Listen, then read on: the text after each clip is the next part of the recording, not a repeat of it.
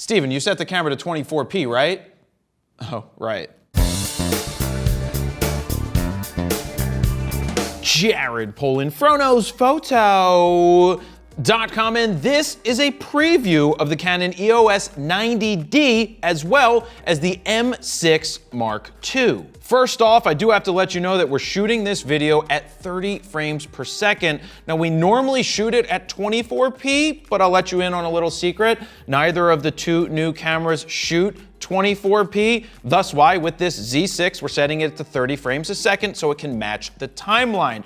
But all of the footage that we shot out on location was done with the EOS M6 Mark II because we think it's true that the mirrorless camera in this case was a better option for running and gunning because, you know, an EVF. We were lucky enough to be invited by Canon down to the press event that they were having in Atlanta, aka Hotlanta, where it was like 96 degrees and humid, and we were super duper sweaty because we were out in the sun the entire day. Now, we were on location at a place called Michelin Raceway, aka Road Atlanta, where we were gonna test out both of the new cameras, photographing cars drifting, as well as race cars going around the track, as well as some models. Let me reiterate this once again, is that all video shot on location was done with the M6 Mark II. Now also, we had full production models of the 90D and M6 Mark II for roughly 4 to 5 hours out on location. Now we can open up the RAW files right in Lightroom already, which is fantastic. You can download sample RAW files over on the website. Now we're still calling this a preview and not a review, even though we can open the RAW files, because we want to spend more time with these cameras at home in our own specific shooting environment. You know what's interesting about these press events? I almost said nothing, but there are interesting things about these events, but one of the toughest things is you have so many press people around that it becomes a little tougher to get unique and different angles. So we try to find ways of getting away from the crowd to focus on the images that we want to capture, but also because it was super sunny, I shot most of the images at base ISO. Now, some of the portraits I did indoors were done at 400, but for the majority of the shoot, because it was super bright out, we shot at 100 ISO. Now, we debated making 2 preview videos because these are 2 different cameras, except for the fact that they're basically one camera. They share mostly the same specs. So I'm gonna run through the specs that they share together, and then I'll go through each camera and give you some of the things that may be slightly different. So they both share a brand new 32.5 megapixel APS-C sensor, which is powered by a Digic 8 processor. Now the ISO range goes from 100 to 25,600, expandable up to 51,200, aka probably don't go into this setting because it's a crop sensor camera. So as you bump your ISO up higher, you're gonna start to see more noise and grain. Now 32.5 megapixels is a lot of megapixels for a cropped sensor camera. That's probably why you will see a little bit more grain quicker than if it was, say, 20 or 24 megapixels as the ISO goes up higher. What you might find interesting is that both of these cameras have IAF. Now, of course, the mirrorless M6 Mark II, it makes sense because it's a mirrorless camera, but how does a 90D have IAF? Well, it's simple. You flip the mirror out of the way, it becomes a mirrorless camera in essence, but when you're shooting it as a DSLR, you will not be getting IAF. Here's a core spec that is slightly different between the two cameras. The 90D has a max shutter speed of 1/8,000th of a second, whereas the M6 Mark II has a 1/4000th of a second mechanical shutter for its max shutter speed. Now, they both will give you an electronic shutter speed of 1/16,000th of a second. That means with the mirror flipped out of the way of the 90D, you will be able to get 1/16,000th of a second. But again, it's not a mirrorless camera. You're probably not going to be using electronic shutter in that one. This is the first time that a Canon DSLR or mirrorless camera is giving you full width readout for 4K video. The problem is it only goes up to 30p. You don't have 24p as an option. Now that's something that the RP didn't allow you to do either, so I'm not sure why Canon is hindering their cameras to only give you 30p. Now you still have 4K recording capability with dual pixel AF. The autofocus capability of dual pixel AF is still fantastic and amazing. Now in the 90D, they're offering a slightly cropped version of shooting video. Now that's just the 90D, not the M6 Mark II, but Canon wouldn't say whether or not it's using pixel binning or a full readout. Based on Canon's past, it's probably not doing a full readout, it's probably incorporating line skipping. For those of you who have been waiting to shoot full HD 120 frames a second with the Canon camera, you can applaud now because you can do it. It just won't autofocus or record audio, so it works, but it doesn't autofocus. And to add insult to injury, there's a heavy crop when shooting 120. Both of these cameras have one UHS 2 SD card slot. I personally would prefer to see 2 card slots in a camera, but for whatever reason, they decide they just want to have one. So now that we got the basic specs out of the way, the ones that both of these cameras share, let's take a look at the 90D, which is a DSLR, which is of course different than a mirrorless camera, and go into some of the specs that it does not share with its M6 Mark II brother. Now, let's start off by saying that Canon is saying that DSLRs are still viable in the market, and in fact, they sell more of those than mirrorless cameras. And my answer to that is no shit, they sell more DSLRs than mirrorless cameras because they don't really have a lot of mirrorless cameras that are worth buying at this point, and they're still selling a ton of those Rebel cameras.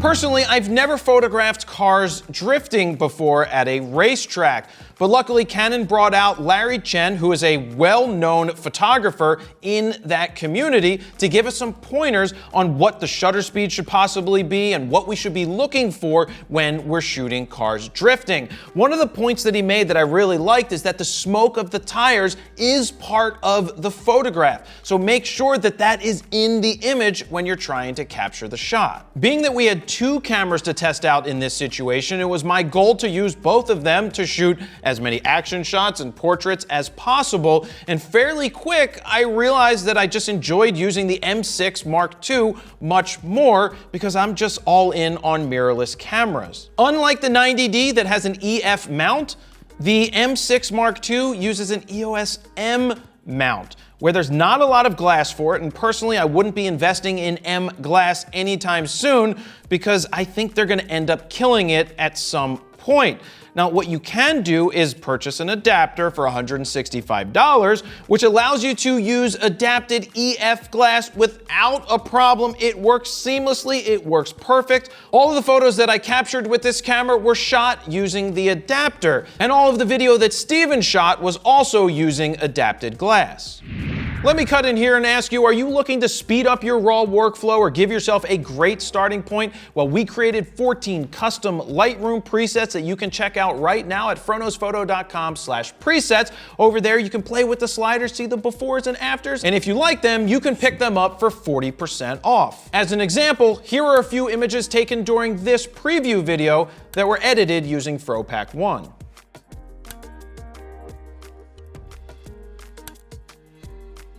The first scene that we had set up was to shoot a car drifting around a track. Now, for safety purposes, we had to stay behind the fence because we don't want to get run over by a car that is drifting outside of the lines. Now, this was interesting because when I started taking photos with the M6 Mark II, I was around f/16 because I didn't have an ND filter on the end of my 70-200. Now, one of the things that Larry talked about us trying to capture was some motion, because if the only thing you did was freeze the motion at 1/4000th of a second, it would kind of just look like the car was sitting on the track, and it would be a pretty boring shot. So we focused on trying to capture as many shots panning as possible, which means you want to get a slower shutter speed. Now, there's 2 things you can do. You can either raise your aperture as high as it can go to give you that 1/50th to 1/80th of a second shutter speed, or you could break out your Peter McKinnon version Polar Pro ND filter, put that on the end of your lens, and now you could shoot around f4 and separate the background a little better. Another thing that separates it from the M6 Mark II is the fact that you can add a battery grip and a vertical grip so you can shoot in vertical, whereas the M6 Mark II won't do that. This camera shoots 10 frames a second. For a DSLR that's a crop sensor camera, that is fantastic. I will tell you that would have been more fantastic many years ago, but the fact that it does 10 frames a second is a nice option if you want a DSLR that does that. You can do 11 frames a second, but that's with autofocus locked in on the first frame. And in live view, which most people aren't going to hold a camera like this that's a DSLR to shoot in live view. If you wanted to do that, you would go with a mirrorless camera. The 90D offers you a very large buffer that you won't outrun unless you're shooting for over 8 seconds. I had no problem shooting at 10 frames a second, tracking a car, or doing my best job of trying to track the car, and just lopping off 10 frames a second. That is a lot of frames to pull off, and the buffer does a much better job than the M6 Mark II. So was it better shooting the drifting car with the 90D or the M6 Mark II? Honestly, they both did a very nice job, but I preferred using the M6 Mark II because the autofocusing points could lock right onto the car and track it. The autofocus on the 90D was pretty good, and the 10 frames a second was obviously nice because I only got 7 frames a second with the M6 Mark II, but they both handled very well. To add to all of that, Steven was able to get some really cool slow motion footage at 120 frames a second with the M6 Mark II while the cars were drifting by. One of the things you won't find in the M6 Mark II is a headphone jack. So even though you could record audio by using the microphone jack, Steven chose not to do that for this video, and all of the audio that you hear captured on location was captured using the built-in microphone, which actually didn't sound too bad. One thing I didn't know about cars that drift is how quickly they go through their tire tread. So basically they could make 2 passes and then they'd have to go back and replace those tires, which meant there was a lot of downtime. Now, when there's downtime, that means something else is going on, and as a photojournalist, I decided to walk over to where they were getting the cars ready to get some photos of all of the mechanics working on the cars. During a little break when they were working on the cars, I went away from the other photographers to try and get some more photojournalistic shots of the mechanics working on the car. Now, that's when I switched from the 70 to 200 and used the 11 to 24 f4 that we brought with us to adapt to the M6 Mark II, and also of course fit natively on to the 90D. What I loved about the M6 Mark II was being able to shoot vertical photos while not having to lock in my focus and recompose, because I could just slide my thumb on the back of the screen to the focusing point all the way to the top of the frame and get a nice vertical shot of somebody working under the hood. Also, I have an electronic viewfinder, which meant that I could see my exact exposure perfectly in the viewfinder without having to take a picture and then check it and then change it like I had to do with the 90D. The M6 Mark II doesn't have an electronic viewfinder built into it. If you want to add it, you either have to pay more money because it doesn't come with the body when you buy it body only, or when you get it with a kit, which we'll talk about pricing later, it actually does come with the electronic viewfinder.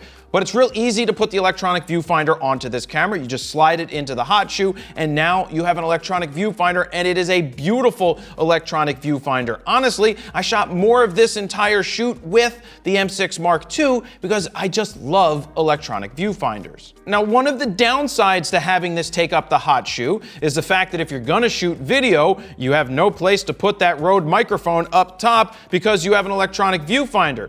Or if you flip it up, the EVF is gonna block the screen so you won't be able to see it anyway. So there are some issues with not having a built-in electronic viewfinder, but I still love the electronic viewfinder. It's big, it's bright, it's clear, it's crisp, and it's also expensive at 200 extra bucks if you need to add it on later. Being that the 90D is a DSLR, there is an optical viewfinder. Now, anybody who's never used a modern day electronic viewfinder will still tell you that they like optical viewfinders better. Well, they're just not. They really aren't. We've moved past that, and once you graduate to an electronic viewfinder, you won't want to go back to an optical viewfinder. Now, where the 90D is better than an M6 II is in the hands. The ergonomics are really good. Now, Canon added a joystick to the back of this camera, which separates it from the 80D or 70D. The buttons are in great places. It just feels good in the hands. The viewfinder is nice and bright because it's an optical viewfinder. But other than that, it's a very similar camera to the entire lineup that we've seen from the 60D, 70D, 80D, and now the 90D. Most of our shooting happened between 10 o'clock and 3 o'clock, which means the sun was super bright up in the sky, which gives us the ability to shoot at 100 ISO to do some nice dynamic range shooting. Now, the reason that's the case is because under the hood of a car, you have shadow area with bright area, and how are you able to recover the images? Now, being that both of these cameras have the same sensor, you're basically going to get the same results. And from what I saw, I was able to bring the files back nicely in Lightroom after the fact. You will find 45 all cross-type autofocusing points in the 90D. But what you can't do is have them touch the edge of the frame because they're more clumped into the middle of the frame, whereas with a mirrorless camera, they can go all the way around to the outside. Just like I've been saying, this camera would have been good many years ago, but the fact that everything's clumped in the middle, it's great you have 45 that are cross-type, but in this day and age, I want focusing points that reach out and touch the edges of the frame. Here's what I love about the M6 Mark II and of course mirrorless cameras, is the fact that you have 143 selectable autofocusing points that are edge to edge to the bottom and to the top, and it's covering 88% coverage from left to right. That blows out of the water the 90D any way you slice it, and why I chose to use the M6 Mark II more than the 90D out on location. Next, we move down to where a car was going to drift in a circle. I don't even know what you call that. Is it called a drifting circle? Somebody let me, hey, Hoonigans. Let me know what it is down below. And no, I'm not gonna switch to a Hoonigan shirt now. The M6 Mark II will allow you to shoot up to 14 frames a second. That's more than 10 frames a second, right? It's like that many more frames a second than the 90D. Now that is in the speed priority. That means when you're shooting those pictures off, you're not seeing a live preview of what you're shooting. It's kind of like the EOS R, but it wasn't bad at all. The only thing is you will outrun that buffer within about a second and a half when you're shooting 14 frames a second because the buffer is much smaller in this camera. Now, when you shoot at the 7 frames a second, you still have your continuous live preview. It's just interrupted a little bit when you take a picture. But I'd rather have that happen than have the herky-jerky effect that you get when you're shooting 3 frames or 5 frames a second with the Canon EOS R. Let me cut in here real quick and say, if you haven't signed up for the FroKnowsPhoto email list, just look for this orange box over on the website, put your name, email address in it, hit send it, and I will send you a free guide to capturing motion in low light situations.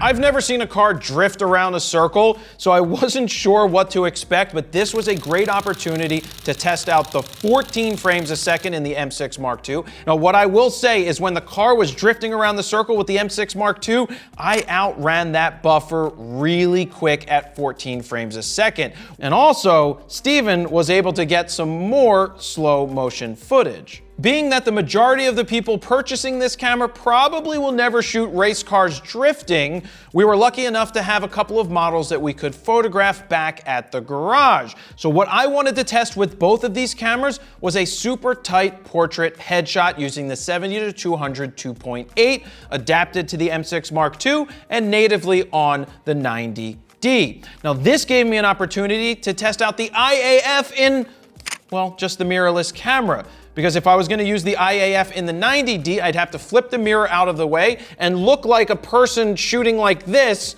which to me doesn't look professional or stable. I would have to do that. Now you will notice that the model has super large eyes that were beautiful, and that should make it much easier to autofocus on her eyes. Now, I did notice some differences between the M6 Mark II and the 90D. One of those things is that I found it much harder to lock focus in on the eyeball at 2.8. Now, I was at 100 ISO at 1/80th of a second, which is kind of breaking all the rules when you're hand holding, but it worked fine with the M6 Mark II, and it was much more difficult with the 90D. That's because the mirrorless cameras focus much better wide open because autofocus is all done right on the image sensor, whereas with a DSLR, you have a mirror which goes to a focusing screen, which then talks to the camera, which then isn't as accurate as a mirrorless camera when you're shooting wide open.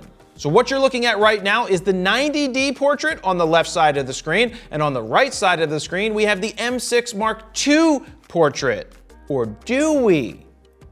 Well, you can't really tell the difference because they are using the same sensors. So as long as you get your autofocus locked on perfectly, you won't be able to tell the difference between both of these cameras. One of the things that the 90D doesn't do that the M6 Mark II does do is allow you to have separate custom controls for video and for photos. So if you're somebody who has settings set for video, but then you want to shoot photos, it's nice to have an option to switch between both, and the 90D doesn't give you that. After photographing the portraits, there was another model who was leaning up against a Lamborghini. Now, Steven took a couple of awesome wide-angle shots that can show you how, with any camera, you can make studio-looking portraits even if you're in a garage with ambient light coming from fluorescent tubes. Personally, I've never sat in a Lamborghini, and I was really excited when they told me that I could take it out for a couple of laps.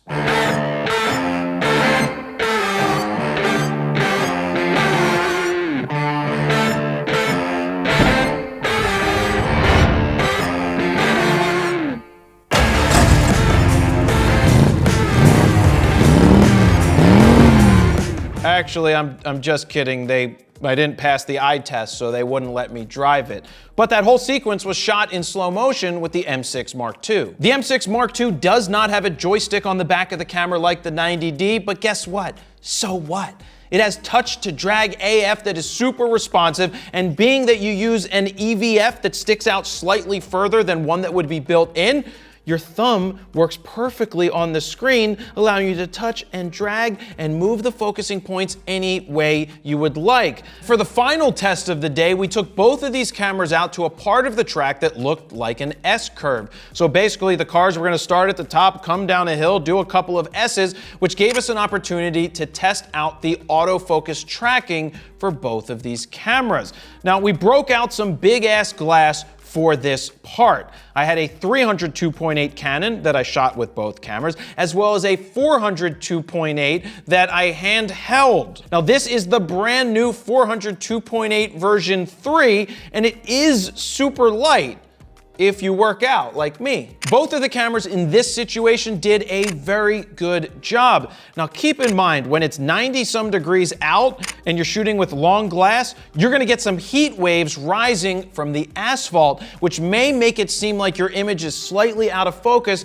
even though it's not. Now, one of the cool features that we discovered in the M6 Mark II was the ability to touch the screen where the car is at the very top and have it lock on and track it all the way through the frame as long as you have it in your viewfinder. Now that was awesome because it locked on really well and tracked the car all the way down the hill.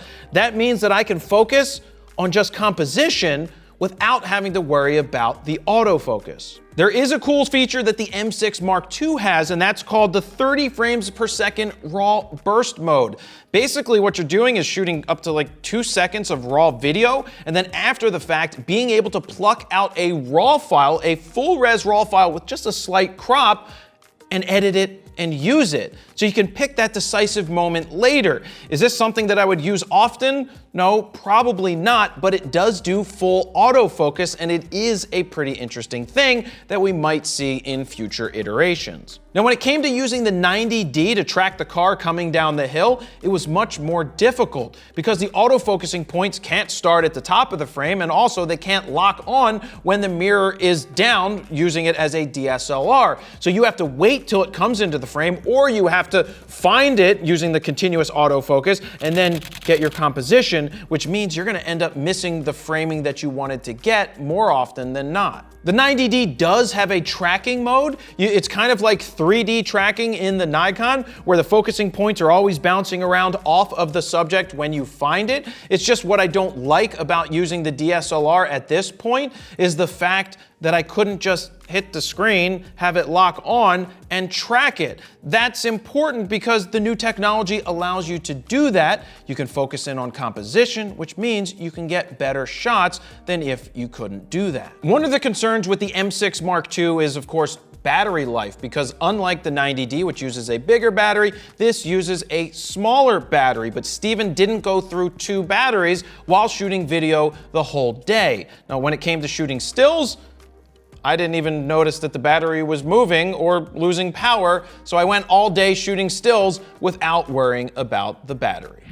Let me jump in here and let you know that this video is brought to you by Squarespace. If you're looking to build your very own online portfolio, use what I use for jaredpolin.com. Go to squarespace.com/FroKnowsPhoto to get your 14-day free trial. And if you decide that it's for you, use the code FroKnowsPhoto at checkout to get 10% off your first order. Now let's get back to the video.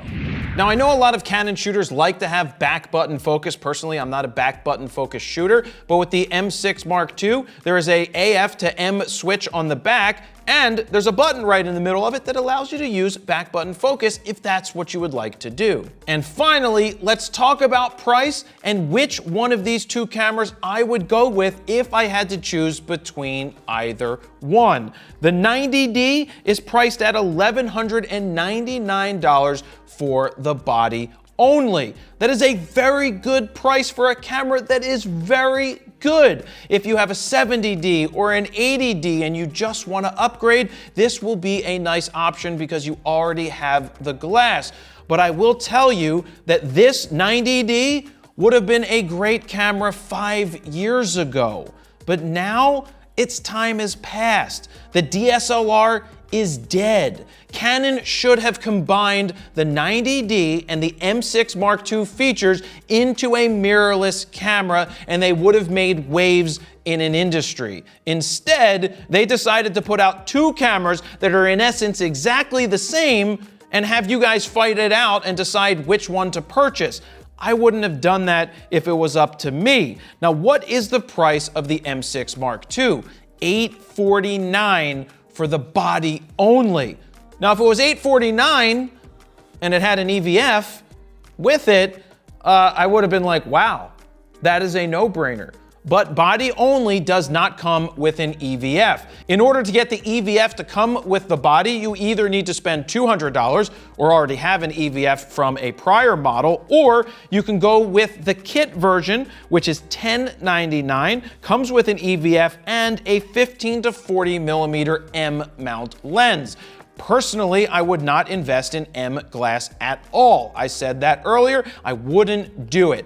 I would buy the adapter for $164 and just use EF glass on this camera. So you see what I'm saying, how they're basically priced the same? By the time you add the EVF and an adapter, they're basically the same exact price. So which camera would I go with if I had to choose between both of them? Simple, the M6 Mark II.